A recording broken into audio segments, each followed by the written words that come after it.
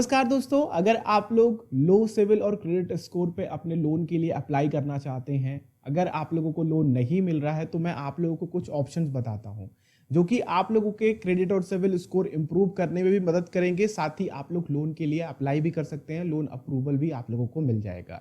Basically अगर हम लोग बैंक्स की बात करते हैं दोस्तों, तो बैंक्स क्या करते हैं कि वो क्रेडिट स्कोर और सिविल स्कोर पे काफी ज्यादा फोकस करते हैं कि आपका सिविल स्कोर या फिर क्रेडिट स्कोर सही है कि नहीं। ये डिसाइड कैसे होता है? ये डिसाइड होता है आप लोगों की इनकम और साथ ही आप लोगों ने कोई भी लोन ले रखा है, किसी भी तरह की ईएमआई है, चाहे वो आप लोगों का किसी प्रोडक्ट परचेज पे हो या फिर आप लोगों ने क्रेडिट कार्ड के रीपेमेंट करी हो। अगर वो सही टाइम पे करी है तो बैंक आप लोगों को अच्छा क्रेडिट स्कोर देता है। लेकिन अगर आप लोगों ने कोई भी मिस डेट, यानी कि मान लीजिए कि 10 तारीख को आप लोगों को पेमेंट करनी है, कोई भी ईएमआई या फिर किसी भी लोन की रीपेमेंट करनी है, जो भी छोटा मोटा लोन आप लोगों ने ले रखा है, अगर उसको मिस करते हैं तो फिर क्या करता है कि बैंक से ही वो सारी चीजें निकल करके आती है। जो भी क्रेडिट कार्ड कंपनी है या फिर कह लीजिए जहां से भी आपने प्रोडक्ट परचेज किया है, जहां से भी लोन लिया है, आपने जो भी बैंक अटैच कराया है, जो भी सेविंग अकाउंट अटैच कराया है, वो बैंक के साथ ही चेक लगाते हैं। जैसे ही चेक लगता है बैंक आपका अमाउंट चेक करती है। अगर उतना अमाउंट होता है वो अमाउंट वो कंपनी को चली जाती है, जिससे भी आप लोगों ने लोन ले रखा है या फिर जिससे भी आप लोगों ने क्रेडिट कार्ड ले रखा है, जिसकी भी रीपेमेंट करनी है। अगर वो चीजें नहीं है तो क्या करता है, बैंक आप लोगों के क्रेडिट स्कोर को कम कर देता है कि भैया इनके पास पैसे नहीं है, ठीक है, और ये सही तरीके से रीपेमेंट नहीं कर पाते हैं। अब इससे डिसाइड क्या होता है कि एक बेंचमार्क बन जाता है कि इनका इतना क्रेडिट स्कोर है तो इन्होंने अच्छे तरीके से रीपेमेंट करी है, सही तरीके से इनके पास पैसा आता है और अपना लोन सही समय पर चुकाते हैं, जिससे कि दूसरी कंपनी या फिर किसी भी दूसरे बैंक से आप लोग लोन लेने जाते हैं तो उनको भरोसा होता है कि चलो इस बंदे का क्रेडिट और सिविल अच्छा है तो इसको लोन अप्रूवल दिया जा सकता है। ठीक है, कुछ और फैक्टर्स भी डिपेंड करते हैं, जैसे कि आप लोगों का इनकम टैक्स रिटर्न भी मांगा जाता है 3 सालों तक का मैक्सिमम। ये आईटीआर आप लोगों को फाइल करना होता है बैंक से अगर आप लोग लेने जाते हैं तो। लेकिन अगर आप लोगों को लोन नहीं मिल रहा है तब क्या करें? तब दूसरी चीज होती है दोस्तों कि आप लोग जाएं एनबीएफसीज के पास, ठीक है, नॉन बैंकिंग फाइनेंशियल कंपनीज के पास। यहां पे थोड़ा आप लोगों का डॉक्यूमेंटेशन कम होता है, आप लोगों का सिविल स्कोर या फिर आप लोगों का क्रेडिट स्कोर उतना इनके लिए ज्यादा मैटर नहीं करता। लेकिन हाँ, मैटर करता है। ऐसा नहीं है कि आप लोग 500 के नीचे का क्रेडिट स्कोर लेकर के बैठे हैं तो आप लोगों को लोन मिल जाएगा। एटलीस्ट आप लोगों का क्रेडिट स्कोर 600 या फिर उसके ऊपर होना चाहिए, तो आप लोग एनबीएफसी से भी लोन के लिए अप्लाई कर सकते हैं, चाहे वो होम लोन हो, पर्सनल लोन हो या फिर कार लोन हो। आप लोगों को एनबीएफसी हर तरीके के लोन प्रोवाइड करती है, यहां तक कि एजुकेशन लोन्स भी प्रोवाइड करती हैं।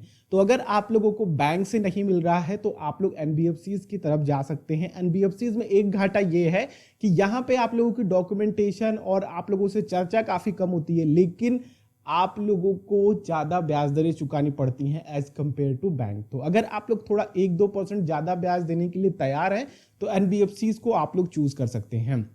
नेक्स्ट ऑप्शन है आप लोगों के पास कि आप लोग मॉर्गेज लोन ले सकते हैं, यानी कि अगर आप लोगों के पास गोल्ड पड़ा हुआ है, आप लोगों के पास कोई फिक्स डिपॉजिट पड़ी हुई है, आप लोगों के पास कोई प्रॉपर्टी पड़ी हुई है, तो यहां पे क्या होता है कि आप लोगों का ये एक फिक्स्ड और सिक्योर्ड लोन होता है, ठीक है। तो इस पे पूरा भरोसा होता है बैंक को कि इस पे आप लोगों का ज्यादा क्रेडिट स्कोर वगैरह नहीं दिखती, क्योंकि उसके पास उतनी वैल्यू की प्रॉपर्टी पड़ी हुई है। जो भी आप लोगों का एसेट है, चाहे वो गोल्ड हो, चाहे आप लोगों की प्रॉपर्टी हो, या फिर आप लोगों का कोई भी इन्वेस्टमेंट हो, लाइक एलआईसी वगैरह कोई इन्वेस्टमेंट या फिर फिक्स डिपॉजिट आप लोगों ने दे रखे हैं, तो उनको पता है कि आप लोगों का ये इन्वेस्टमेंट उनके पास गिरवी रखा हुआ है और आप लोग अगर रीपेमेंट नहीं कर पाते हैं तो वो यहां से इसको बेच करके या फिर सेल आउट करके जो भी आप लोगों का इन्वेस्टमेंट है अपना पैसा वसूल लेंगे। लेकिन इसमें आप लोग जो भी पैसा लेते हैं, जो भी आप लोगों को लोन मिलता है, वो पूरा अमाउंट नहीं मिलता है। जैसे कि आप लोगों की प्रॉपर्टी मान लीजिए कि 30 लाख की है, तो आप लोगों को पूरा 30 लाख का लोन नहीं मिल जाएगा। अप्रोक्स आप लोगों को 70 to 85% तक का लोन यहां से मिल जाता है। मोस्ट ऑफ द बैंक आप लोगों को 70% तक ही लोन देंगे आप लोगों के प्रॉपर्टी की वैल्यू या फिर आप लोगों के एसेट क्वालिटी के अकॉर्डिंग। अगर आप लोग जाते हैं इन्वेस्टमेंट्स की तरफ, लाइक फिक्स डिपॉजिट्स वगैरह की तरफ, तो वहां पे 90% तक का लोन मिल जाएगा। तो आप लोग इस बात का ध्यान रखिएगा। नेक्स्ट चीज कि अगर आप लोग अपने सिविल या फिर क्रेडिट स्कोर को इंप्रूव करना चाहते हैं तो शॉर्ट लोन्स ले लें आप लोग। जैसे कि आप लोग कोई प्रोडक्ट परचेज कर लीजिए, आप लोग छोटे मोटे प्रोडक्ट्स ईएमआईज पे ले लीजिए, उसको आप लोग सही तरीके से रीपेमेंट करिए, ठीक है। आप लोग क्या कीजिए कि थोड़ा सा लंबा टेनर के लिए लीजिएगा। जैसे कि मान लीजिए कि एक फ्रिज खरीद रहे हैं आप, मान लीजिए 10-12 हजार की फ्रिज है वो, तो आप लोगों को जब रीपेमेंट करना है ना तो उसकी 9 महीने की रीपेमेंट ले लीजिए। इसमें होता क्या है कि आप लोगों का एक लॉन्ग टर्म का समय बन जाता है, ठीक है। और उसको अगर आप लोग जल्दी पे कर देते हैं तो उसी हिसाब से जो भी बैंक है आप लोगों का वो क्रेडिट स्कोर डिसाइड कर लेती है। मान लीजिए कि 9 महीने का आप लोगों ने लिया और आप लोग उसे 4 से 5 महीने में, 3 महीने में आप लोगों ने उसे चुकता कर दिया, तो इसका काफी ज्यादा इंपैक्ट पड़ता है अगर आप लोग प्री पेमेंट कर देते हैं किसी भी लोन्स की या फिर किसी भी प्रोडक्ट्स वगैरह परचेज करें तो वो एटलीस्ट वो लोन ही होता है। तो इसी तरह से आप लोग छोटे छोटे प्रोडक्ट करके स्मॉल लोन्स लेकर के उनकी जल्दी से रीपेमेंट करके या फिर आप लोग टाइम टू टाइम उनकी रीपेमेंट करके अपने सिविल स्कोर को इंप्रूव कर सकते हैं। पहले ये कर लीजिए कि आप लोग अपना सिविल स्कोर चेक करवा लीजिए कि कितना आप लोगों का सिविल स्कोर है।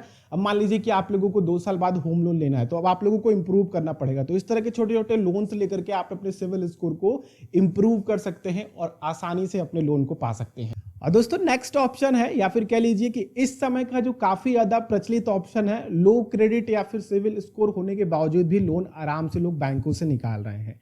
ये ऑप्शन है दोस्तों आप लोगों का ज्वाइंट लोन का। अगर आप लोग कार लोन लेते हैं, होम लोन लेते हैं या फिर पर्सनल लोन लेते हैं तो इन सभी कंडीशन में आप लोग ज्वाइंट लोन के लिए अप्लाई कर सकते हैं।